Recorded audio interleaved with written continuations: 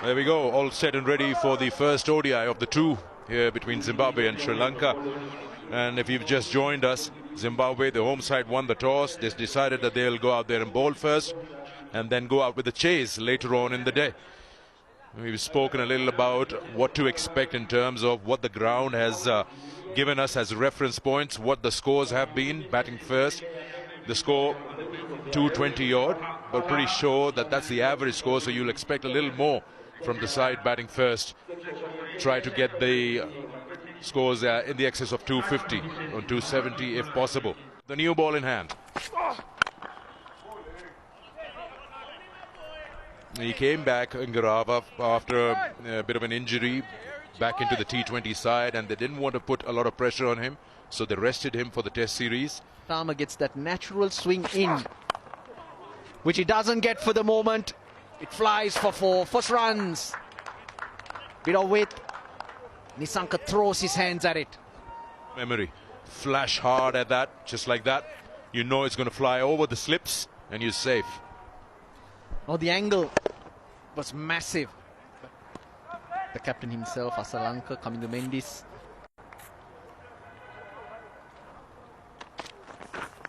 Oh, that's a good one. That extra bounce that he generates with that height is always a bit of a challenge for any batter out there early up front with a new ball in hand. Batter to judge the length when it's been delivered from such a high angle. Width provided, and once again a flash of that bat, the blade, and they get a boundary jet over slip. That's very deliberately played to clear that inner field. Shots that we've seen, or positive shots from the batter, have been when width have been on offer. So you know, if you want to create some pressure. Oh, and now what a catch! What a catch in first slip. The jump, the timing was perfect from Sikandar Raza, and you need that support. That was a wild swing of the bat, and it was flying over his head. And he's been paid off with that wicket of Madhushka, who goes out for no score. Brilliant, brilliant cricket. We could see it coming. Something to give. Feet go nowhere. Well, Sikandar's. So they're certainly, in my opinion, readjusting. Short ball, it wasn't all that short. Kushal Mendes onto it in a flash. Gets it away for four. That'll relieve a bit of pressure. 9 overs gone, 21 for 1.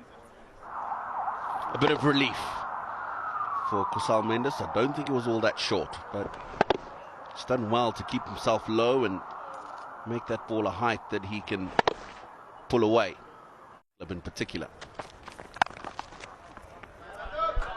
It's a nice shot. Up on his toes, Patam Nissanka, and that gives you an indication of the speed of the outfield. Goodness me, it was nothing more than a push, really. Beautifully timed. Square of the wicket for 4. So good in this area. Patam Nissanka, as most batters of his stature are, square of the wicket. Beautifully timed.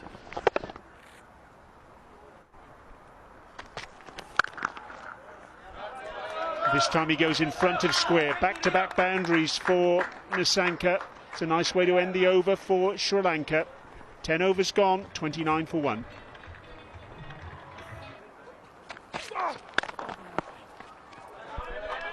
It's kept a little bit lower than Kushal Mendes expected, but he still managed to get it away for 4.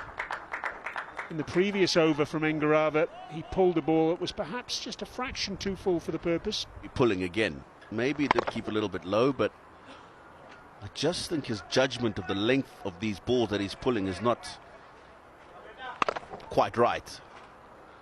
What he's done is he's kept his eye on it and managed. And it's so important keeping that in mind, that a slightly more experienced side is the opposition. Zimbabwe would like to keep that pressure on. That's onto the pads. The first really bad delivery from Brad Evans in his spell allows Kushal to get a boundary down to long leg. Important thing is that when there has been a bad delivery, Sri Lanka has looked to cash out on that. And that's so important when the line of off stump. Yeah, fast hands there. Oh, that's very well fielded. Excellent work down there in the deep. And that kind of fielding that really lifts the team up and helps the bowler realize that, yeah, I've got 10 men backing me up. Go a long way to his left, Wesley Madeveras. This was in the air for a little bit. I thought that was a good shot. And it was really good work to keep it down to just 2 runs. He's been busy on that cover boundary and has yet to put a foot wrong. Spin on the shorter side. Now, this has been slapped with a horizontal bat, almost taking his partner with it. Into the wicket hard by Trevor Gwandus. The width outside the line of off stump that allows Patum to play this shot. Nicely driven. A beautiful looking shot. What a proper textbook shot that from Patum. Leaned into it. From Patum Nisanka, and this is a beauty. Hasn't looked to overhit it. And I think that's the key. And just opens the face a little to. And then at the other end of the ground, the other side is Wesley Madevere. Straight away asking a question, but that's down the leg. Absolutely right. And so this has just rushed onto him a little quicker onto him than he got of 3. Took a wicket early on, but now it's good work, or is it, from Zarabani? We are probably going to see umpires want to have another look at this one. To that television room. I think he's forgotten to lift those legs up over that boundary skirting. Is he in contact with the ball? I think it hits his armpit when he's in contact with the rope.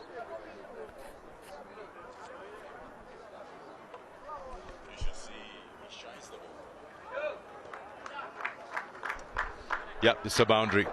Looking for.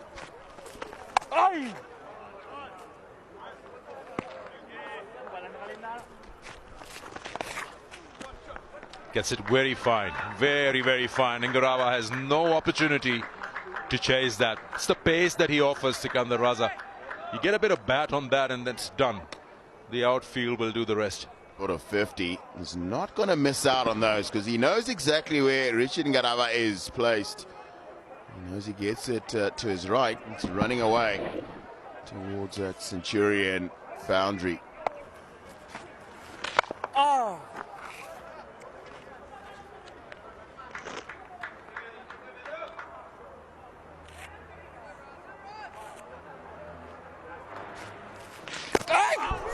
That's a better place. You just get a feeling that's a better place. Instead of that middle leg stump line, this really works for him. Anything that finishes within the stumps.